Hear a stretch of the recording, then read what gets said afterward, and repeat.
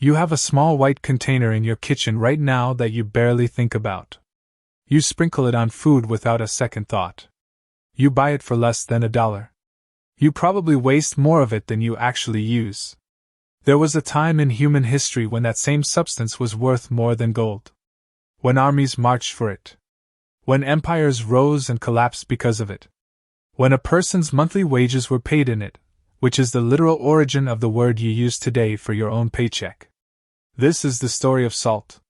And it is a story about something stranger than scarcity.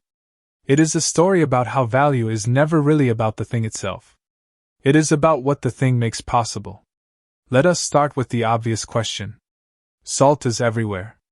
The ocean is full of it. Why would something so abundant ever become more valuable than something as genuinely rare as gold? The answer has nothing to do with how much salt existed in the world. It has everything to do with how much usable salt existed in a specific place, at a specific time, before a specific piece of technology existed to make that scarcity disappear. For most of human history, before refrigeration, food spoiled. Meat rotted within days. Fish decayed almost immediately.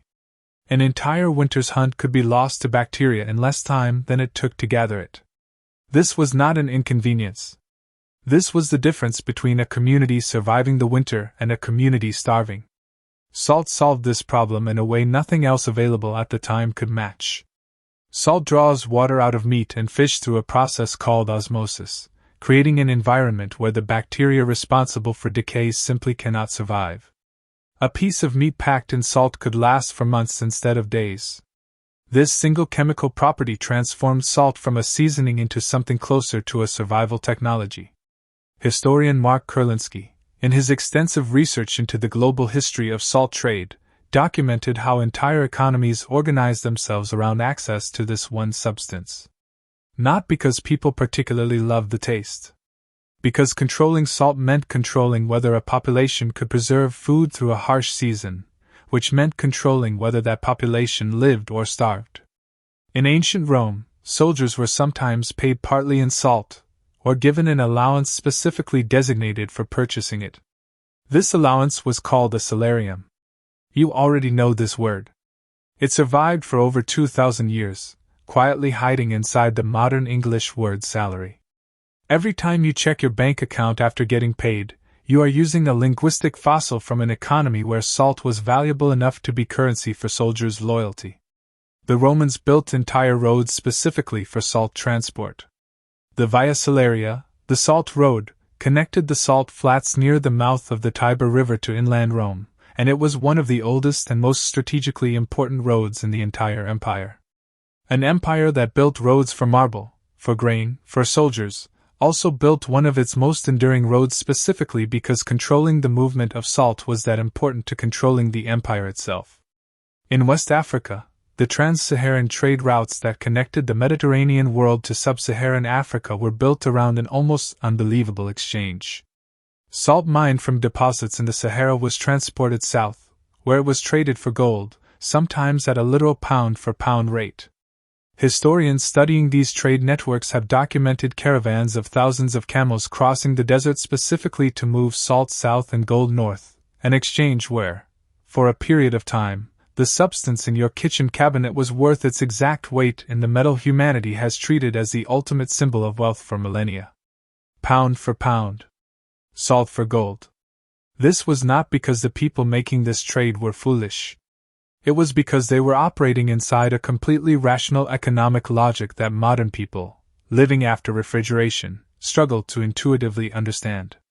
In a region with gold but limited salt, salt was the substance you could not survive without. Gold, beautiful and rare as it was, could not preserve a single piece of meat through a hot season. It could not keep a population from starving during a poor harvest. Salt could do both. This reveals something important about the actual nature of value that most people never think carefully about. Value has almost nothing to do with how rare or how beautiful, or how shiny something is in isolation. Value is a function of what a thing makes possible, multiplied by how badly people need that possibility, divided by how easy that possibility is to access any other way. Gold has always been valuable because it is rare, durable, and visually striking, but in a world before refrigeration, gold could not solve the single most pressing problem nearly every human community faced every single year: how to survive the season when food stopped growing. Salt could. And so, for a window of human history, the math of value flipped completely upside down from what we assume today. The story gets even stranger when you look at how governments weaponize this dependency. Salt taxes appear throughout history as one of the most consistently exploited revenue sources available to rulers, precisely because salt was not optional. You cannot refuse to buy something your population needs to survive winter. The French monarchy's salt tax, known as the Gabelle, became one of the most hated taxes in pre-revolutionary France, partly because it forced citizens to buy a minimum quantity of government-controlled salt whether they needed it or not. Historians studying the lead-up to the French Revolution have identified the Gabelle as one of several taxation grievances that fueled public anger toward the monarchy. In British colonial India, the government's monopoly on salt production and the tax imposed on it became so deeply resented that it sparked one of the most famous acts of nonviolent resistance in modern history. In 1930, Mahatma Gandhi led a march of over 240 miles to the coastal village of Dandi specifically to make salt from seawater himself, a direct and symbolic act of defiance against the tax on a substance every single person needed to survive. The Salt March became one of the defining moments of the Indian independence movement, built entirely around a substance most modern people would not think twice about pouring on their food. Think about the strange poetry of that. One of history's most significant political resistance movements was triggered by a tax on the same white powder sitting unnoticed in your cabinet right now. So what changed? Why did salt fall from a substance worth its weight in gold to something you can buy for pocket change at any grocery store?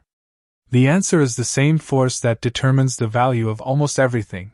The relationship between scarcity and accessibility shifted completely. Industrial mining techniques made large-scale salt extraction dramatically cheaper. Modern transportation networks made distribution effortless. And most importantly, refrigeration solved the actual underlying problem salt had been solving for thousands of years. Once you could simply keep meat cold instead of salting it to prevent decay, the desperate, survival-level demand for salt evaporated almost overnight, even though the supply of salt in the world had not meaningfully changed at all. This is the lesson hiding inside this entire story. Salt did not become less valuable because there was suddenly more of it. Salt became less valuable because humanity invented a different way to solve the problems salt used to solve alone. The substance was never the source of the value. The problem it solved was the source of the value. Once a new technology solved that same problem more efficiently, the ancient substance that had once been worth its weight in gold became, almost overnight, something people leave sitting half-used in a cabinet for years. This is worth remembering the next time you assume something is valuable simply because it is rare, or because everyone around you treats it as valuable, or because it has always been valuable for as long as anyone can remember. Value is never fixed. It is never permanent. It is a reflection of what problem a thing solves, for whom, at what moment in history, and the instant a better solution to that same problem appears, even ancient, civilization-shaping value can evaporate within a single generation. You will probably cook dinner tonight. At some point, you will reach for that small container without thinking twice. Try, just for a moment, to see it the way someone from 2,000 years ago would have seen it. Not as a seasoning. As the difference between surviving the winter and not. The price tag changed completely. The substance never did.